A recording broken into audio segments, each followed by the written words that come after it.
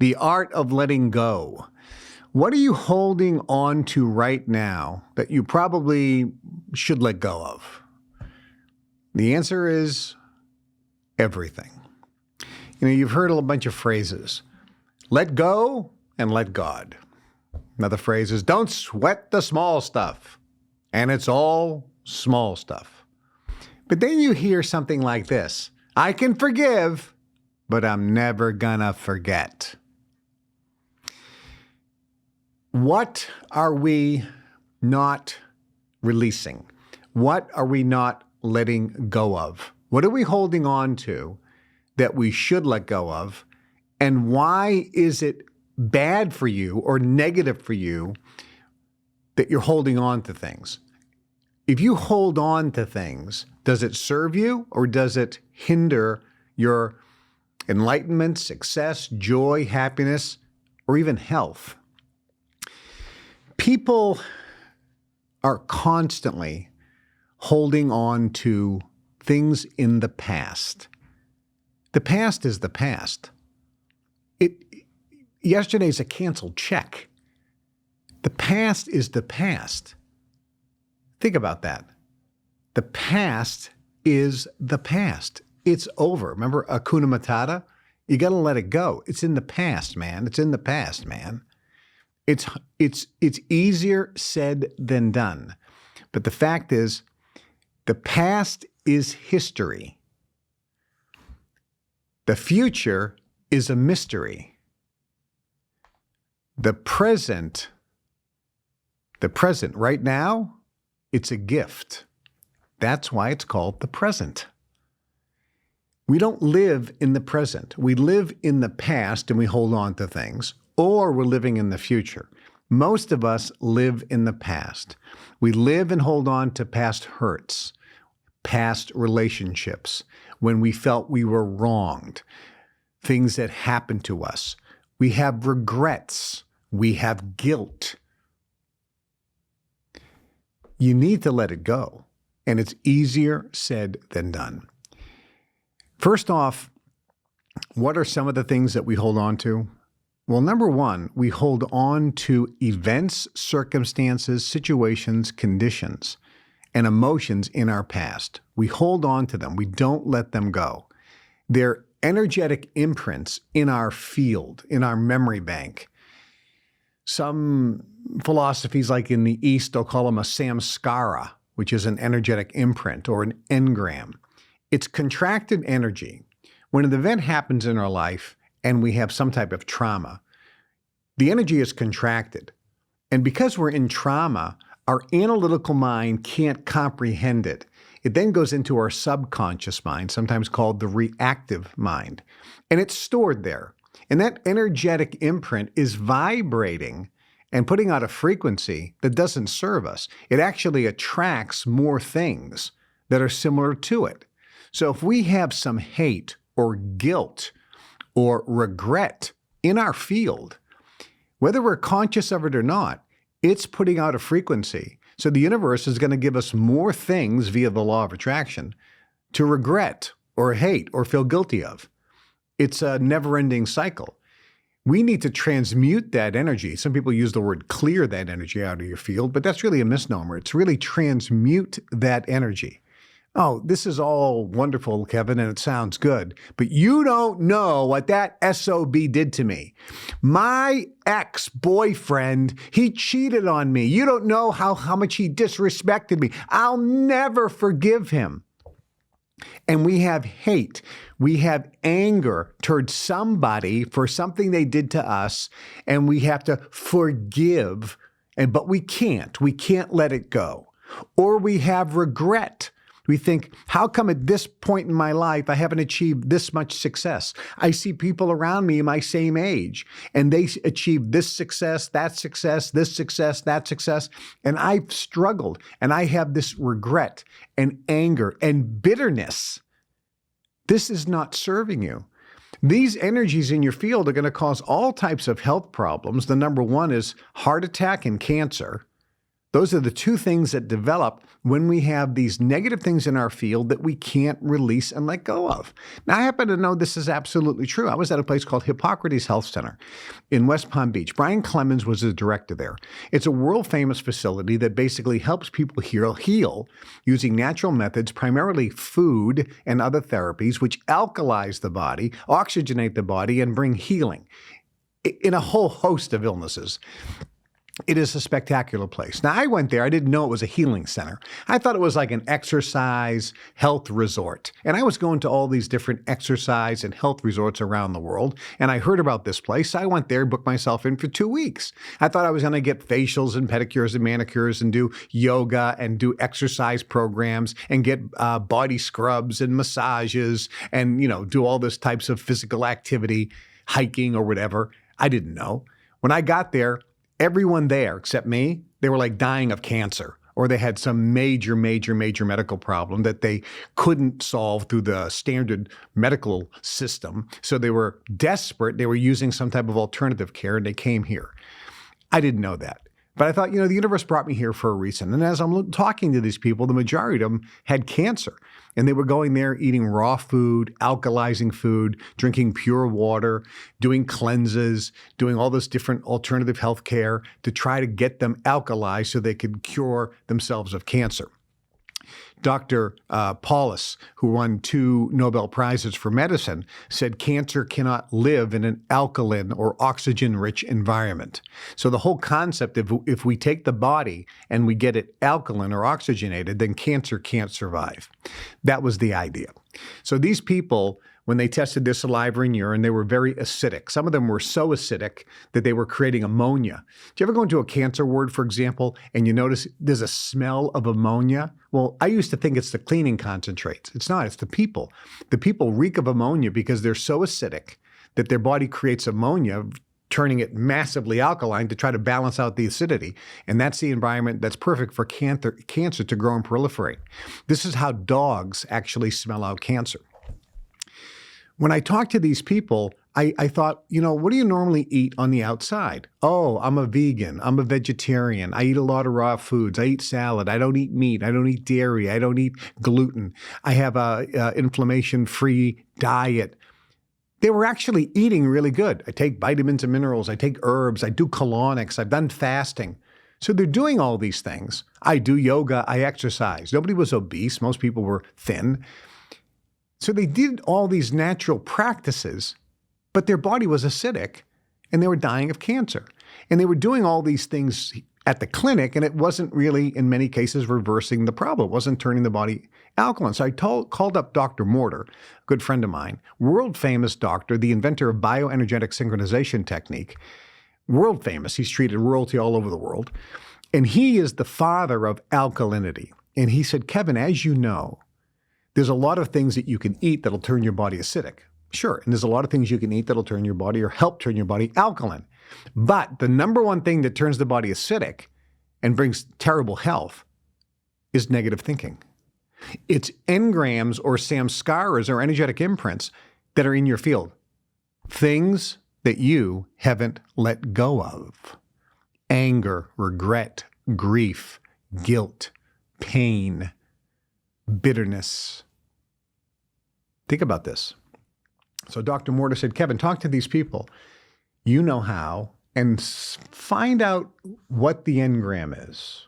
So I sat down with a bunch of them and I said, I'm not a therapist, I'm not a doctor, but I'm just curious. What trauma was in your life that comes to mind when I ask you, give me the name of a big trauma in your life? Every single person, when I asked that question, without hesitation, they didn't have to think about it. They said, my son died in a car crash, or I got a divorce, or I lost my job, I filed bankruptcy.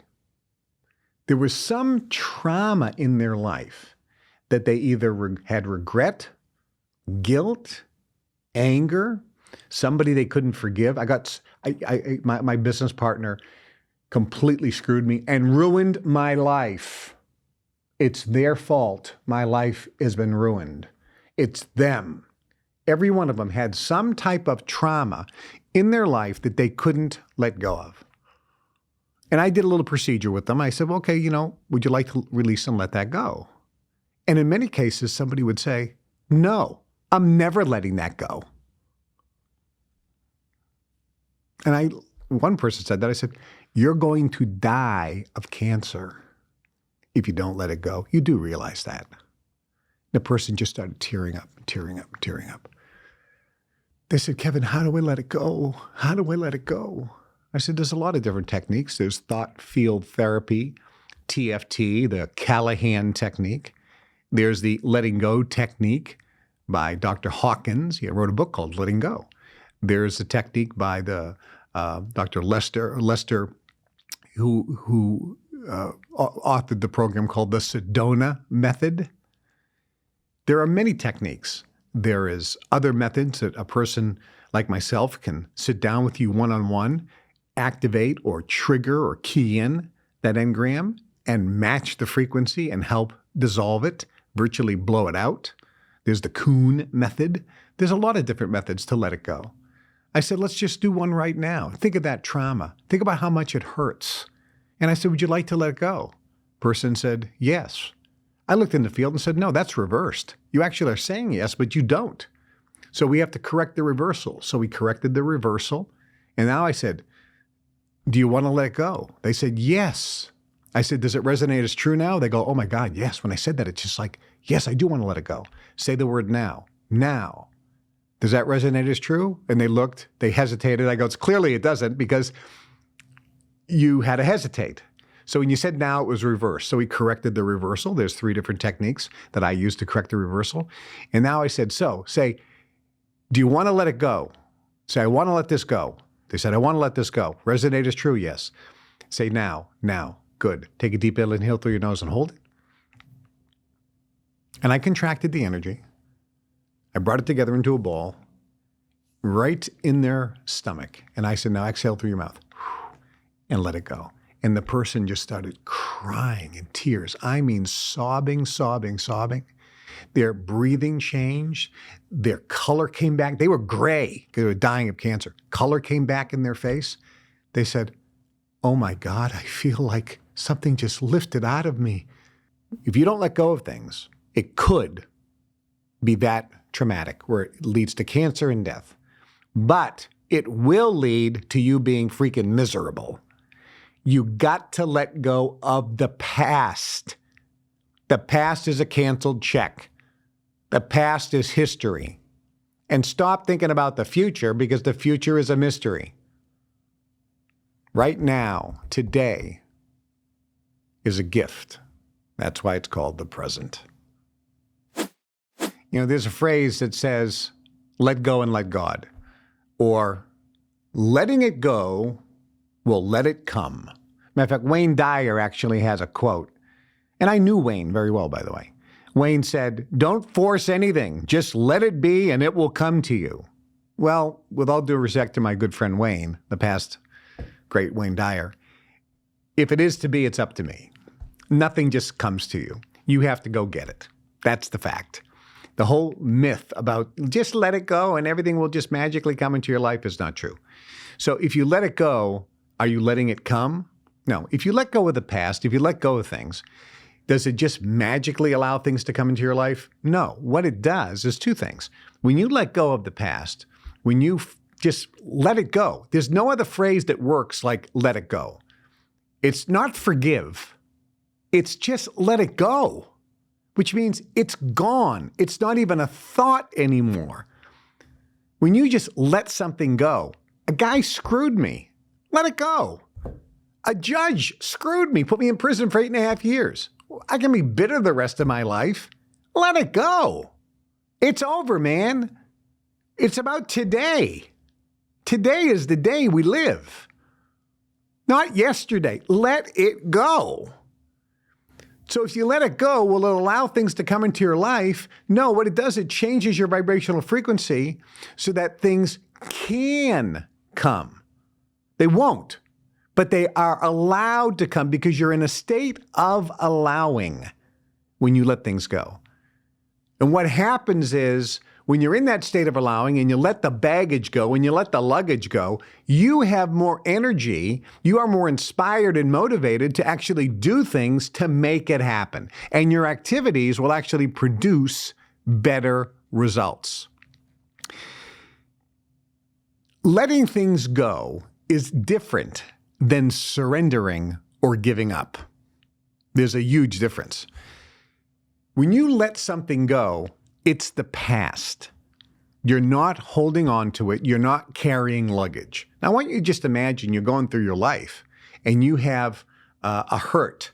You got hurt when you were a kid. Maybe your parents called you names. Maybe kids in the schoolyard called you names. And so you carry that in your bag. These people made fun of me. And then maybe a boyfriend or a girlfriend cheated on you or broke up, and that really, really hurt. So you carry that. And maybe somebody in business screwed you over and you got sued, and you carry that. Or maybe a colleague lied about you so that they could get a promotion over you, and you carry that anger. Maybe you did something really terrible to somebody, and maybe you cheated on somebody, and you have this guilt and regret, and you carry that. Over the years, think of all the crap that you're carrying on your back. It's weighing you down and stopping you from going forward. And you're afraid of doing things because these things can activate and make you feel absolutely terrible.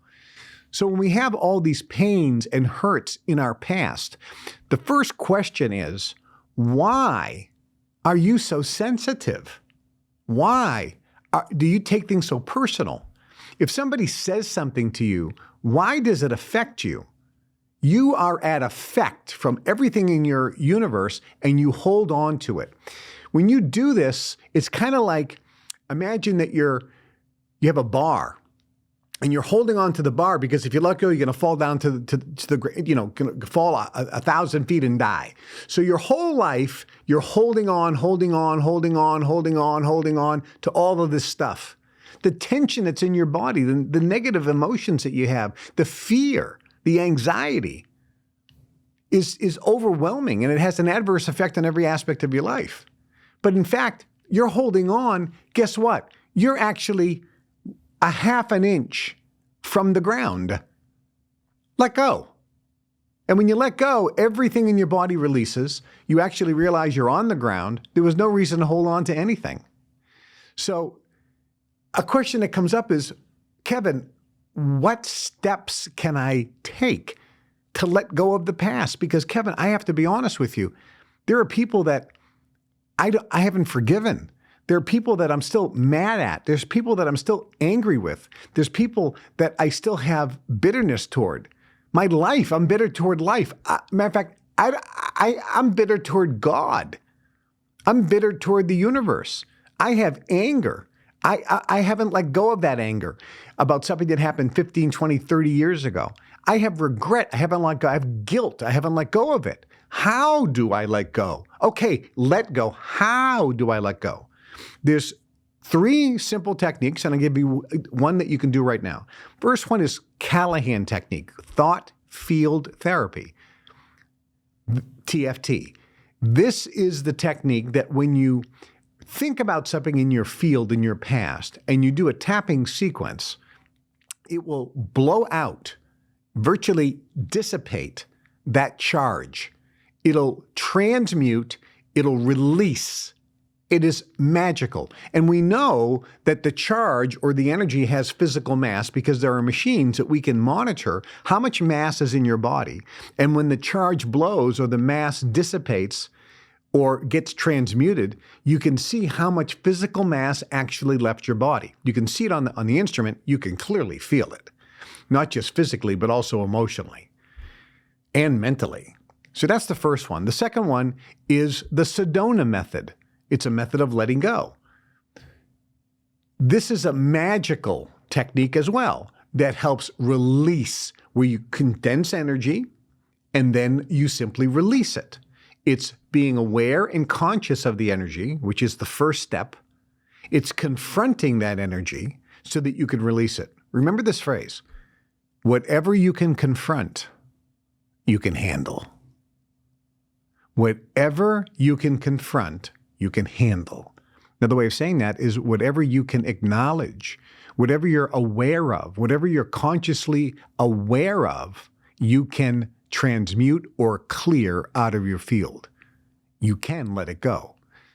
The next technique is simply breathing. By breathing in and out through the nose, putting your attention 2 inches below your belly button, when you breathe in with conscious intention, focused on what you want to release and let go, it can release and let go. Just by breathing. Very powerful technique. There's another technique where you actually go to a practitioner. Energy, things that you're holding on to, are actually encapsulated in the body. And we know this because if you're sitting down with a very, we'll call it a trigger point masseuse or deep tissue masseuse or Rolfing, and you're laying there not thinking of anything, and they go in with their knuckle or their elbow into a certain area of the body, maybe it's your thigh or leg or arm or back, and they'll push because they'll find the tension. And if they're very good and they know what they're doing, they can push and hold that. Guess what happens? A memory comes up, something you haven't thought about in 20, 30 years. That means that memory has been encapsulated in the physical body. And researchers have shown this over and over again, where you hit a certain point and then an old memory comes up and the person gets angry or the person starts to tear up because it was a sad event, something that they had great regret over. And the practitioner will say, "What are you thinking?" "Oh, I haven't thought about this in decades, but I just remembered this. When my mother died, I wasn't there. And I remember feeling so much regret." It's still encapsulated. They haven't let it go. And it's having an adverse effect on every aspect of their body. And then by holding that trigger point, it allowed the energy to come to surface, to get triggered, to get activated, to get keyed in. And then the person can transmute it, and it leaves. There's also a simple technique where you can go through, and that is this. Number one, and you can use this for any emotional feeling, whether it's a past regret, past guilt, past anger, past pain, emotional pain that you're thinking about. Number one, acknowledge how you're feeling. Don't deny it. You see, with positive thinking, people always think they're going to say what they don't feel. They're crying and they feel horrible because they're thinking about some past regret. And somebody will say, "Hey, how you doing?" "I'm wonderful." I'm wonderful, because they don't want to admit or say that they're feeling terrible, because they think whatever you give attention to will continue to grow. Whatever you put attention on will grow. You become what you think about most of the time. So you think, I don't want to say that. You create with your words. So they're thinking, I don't want to say that. I want to deny it. I want to say that I'm actually feeling good when I'm not. That is taking the energy and burying it in the basement. The energy is coming up and you're just pushing it down. You're not getting rid of it. You're just hiding it temporarily. So you have to acknowledge what you're feeling. You have to acknowledge, I feel anger and regret for not achieving blank, blank, blank. You have to acknowledge it. Do not deny it. By acknowledging it, you bring it to surface. You bring the monster out of the cave. That's number one. Always acknowledge. You have to be truthful and honest. Be true to yourself. Be conscious and aware of what you're really feeling or thinking, and acknowledge it. But you don't live there. That's the first step. Number two, if people acknowledge that they're feeling pain, anger, regret, grief, something that happened in the past, if they acknowledge it, then what they do is they get mad at it. They start resisting it. What you resist persists. So the second step is to welcome that feeling. Oh my God, Kevin. Kevin is wacky. He's a wacky guy, man. I've listened to all these, Abraham Hicks seminars, and I've got Joe Vitale, and I've gone to Tony Robbins, and I've gone to, Bob Proctor and all these people, and they say, you have to say that you're happy, and you have to, reframe everything and look for the gold. And Kevin, you've even said, look for the gold. Pay attention. You're not living here. These are the steps. Step one is acknowledge and not deny. Step two is welcome and accept. Don't resist.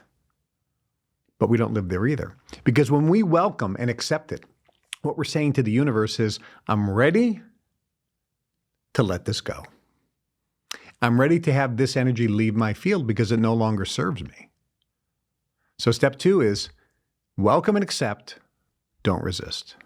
And then step 3 is allow the energy to be transmuted or let go or released. When you allow, I am ready to allow the energy to be transmuted. I'm ready to allow this past regret, anger, bitterness to be released and let go. You can't get to the point of being ready to allow if you haven't done the first 2 steps.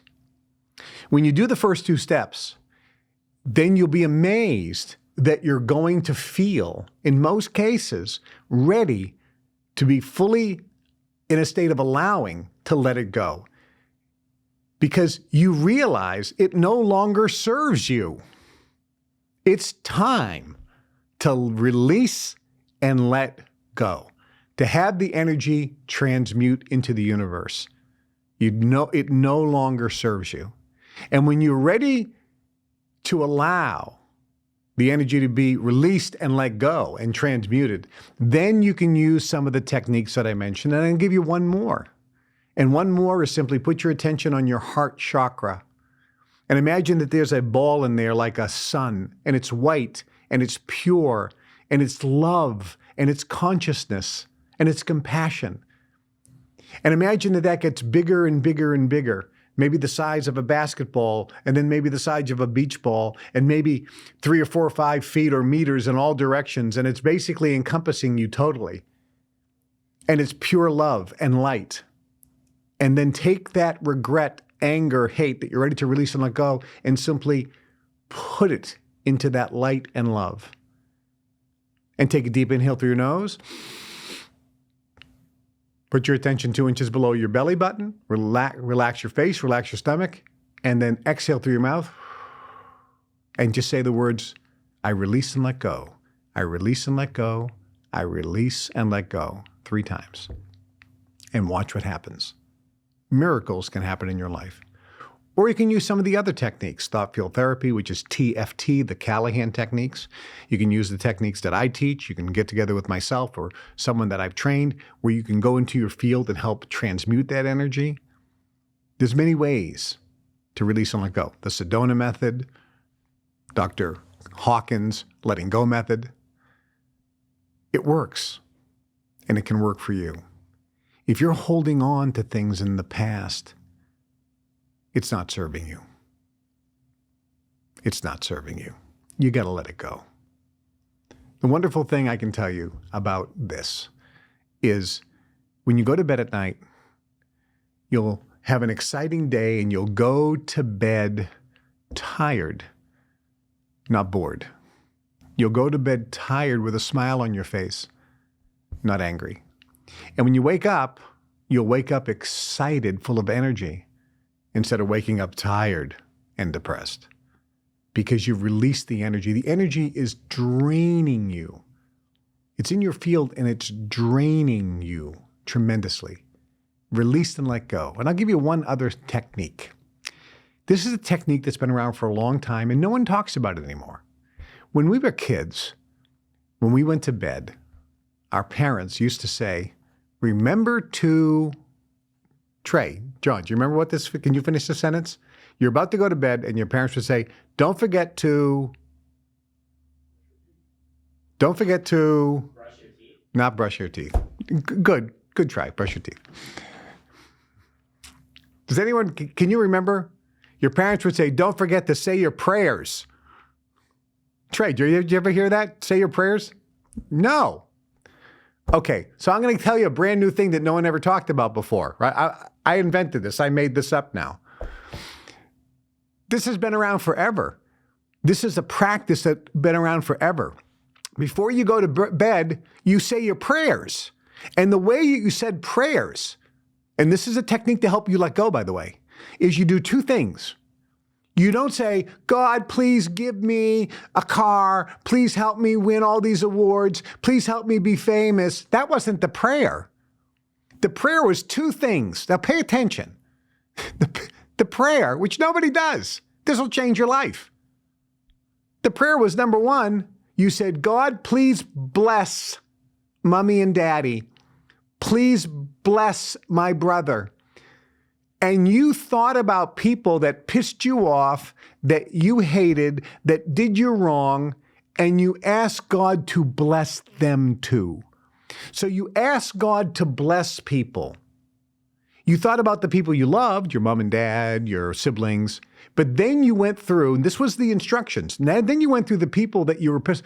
And God, even though I don't like Sister Mary Beth Daniels, please bless Sister Mary Beth.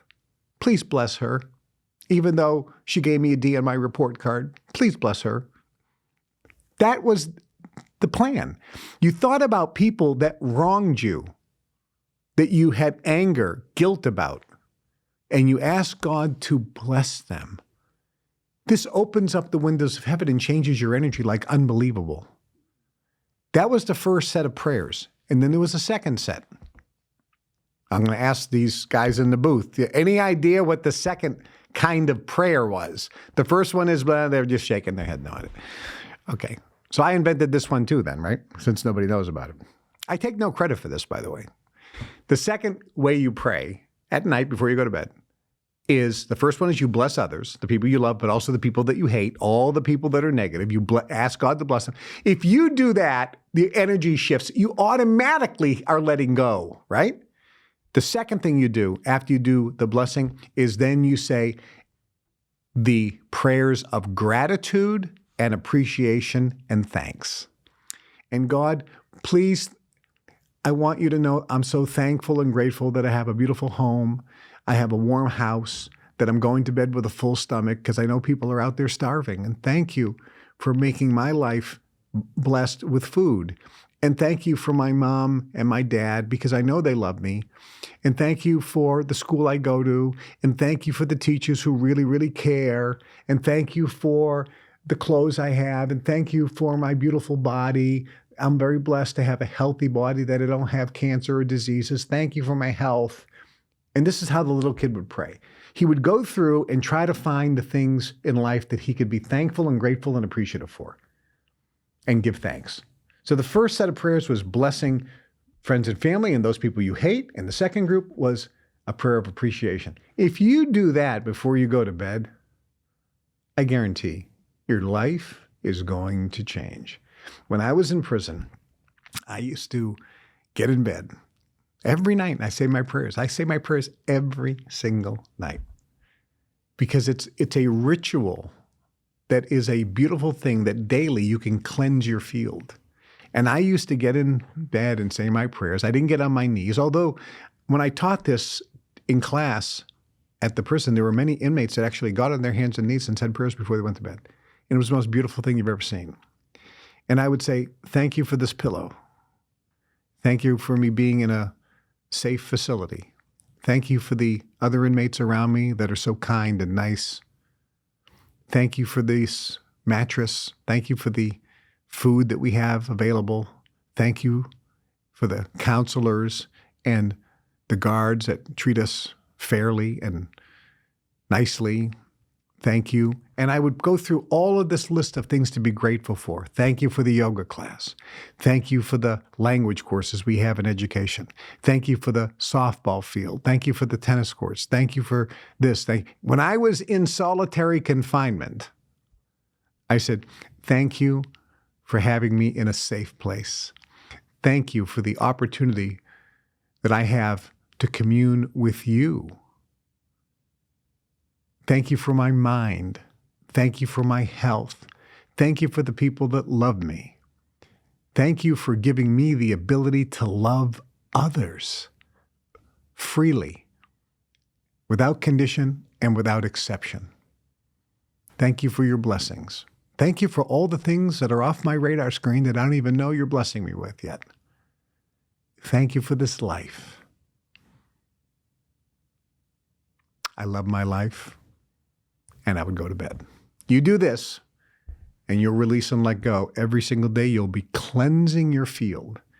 You'll sleep better than you ever slept before, and you'll wake up with energy, love in your heart, compassion. And guess what? When you change the inside, the external world around you begins to change. As within, so without. There's another thing you need to let go of. The need of approval. Do you have a need of approval? A need of love and affection? There's actually a series of foundational needs that we need to let go of. It's a double need. We have a need, but we also need to let go of. Something that you should consider that would be helpful to you if it wasn't a need. You have right now, and think about this. Repeat after me. I want control. Say that out loud. I want control. Does that resonate as true or false? It probably resonates as true to some degree. We have a wanting, and in some types, a needing of control. Repeat after me. I want safety and security. Does that resonate as true or false? Probably resonates as true to some degree. Now repeat after me. I want love and affection. Does that resonate as true or false? Probably to some degree. Say, I want approval. I want acknowledgement. I want respect. I want validation. That third category is love, affection, approval, acknowledgement, validation, respect. The energies are all very similar, but we all have a wanting of this. And in many cases, it's very high. It becomes a need. I need love and approval and validation, acknowledgement, etc. Sometimes I need control. Other people, I need safety and security. So these are the three pillars: control, safety and security, and love, approval, affection, and all the other subcategories that I mentioned. Those are the three. We have to let these go. If you let go and have no more need for this or no more wanting, your life is going to be dramatically different. So let me give you the steps here. First, we have a want. Then we have a need, which is much more intense. We usually are in want or need of these three pillars, these three foundational areas. Let me tell you where you want to get to. You want to feel like you have. So repeat after me. I have control. Does that resonate as true or false? Probably resonates as false, or you're not sure. So imagine if you had a sense of having control. So watch.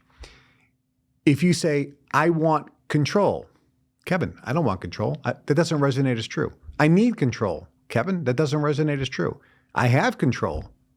That resonates as true. Don't you think that you would be better off? Because if you're putting out a vibration of wanting or needing, the universe says you don't have it. And the universe, by the law of attraction, is going to provide situations, circumstances, events, conditions, and people so that you're always wanting control but never having it. Always needing control but never having it. That disempowers you. That doesn't serve you. It's not going to help you achieve success in life and become happier and more at peace with inner serenity, feeling of fulfillment and satisfaction that you're on your purpose in life, bliss, joy. It's not going to happen. Having is better because it gives us power. I already have it.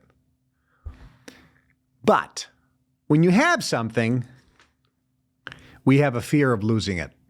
We get attached.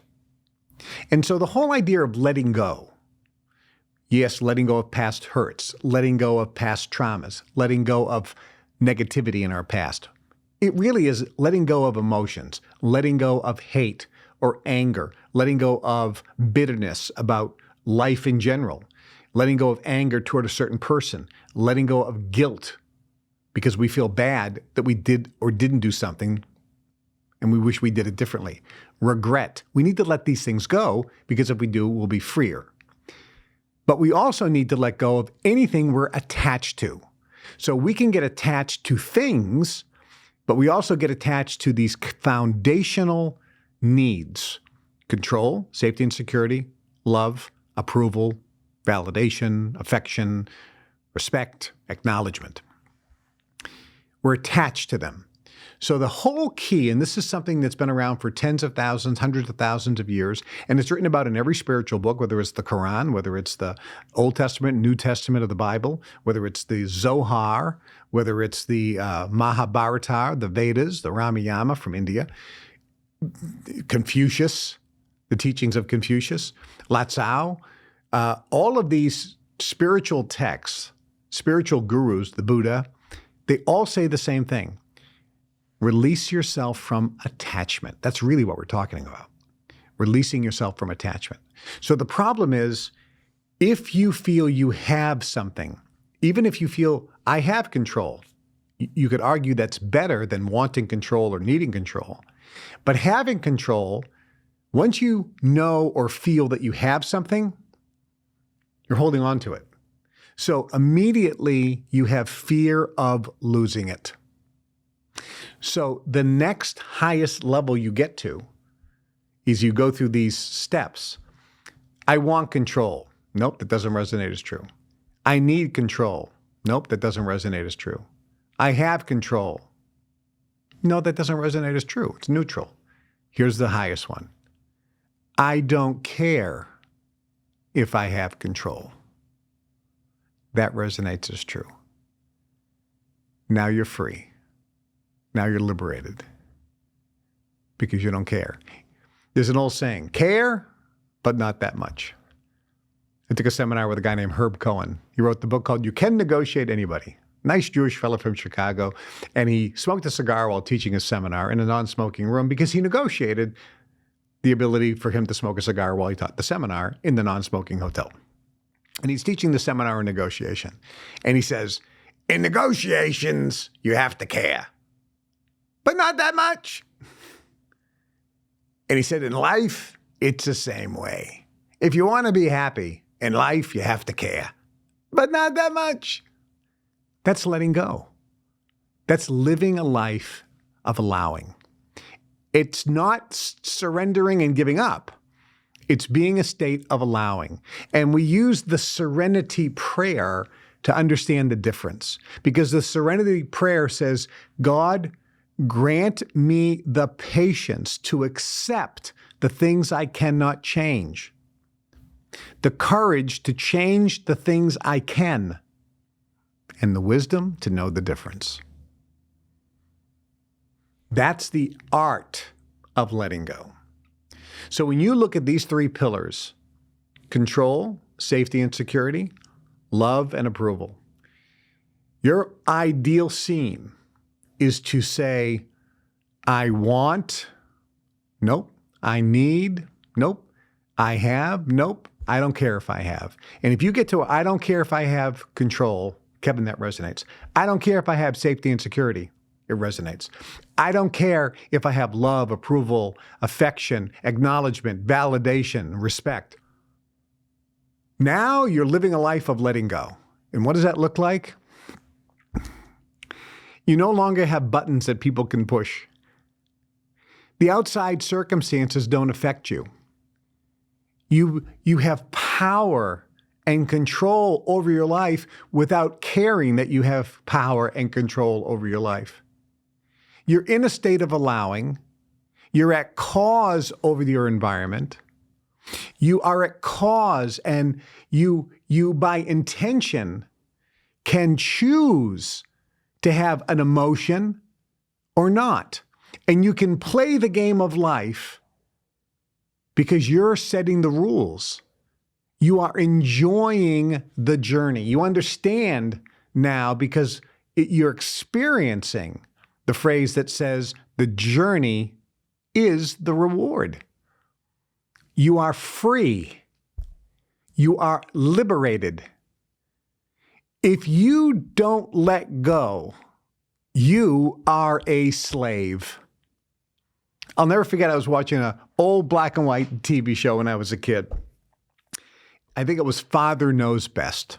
And in this particular episode or scene, he's getting a suit and tie and he talks to his son and he says, "Oh, I can't wait to go downstairs. Your mom said that she bought those special blueberry muffins from the new baker. I can't wait to have them, man. I was thinking about them all night long."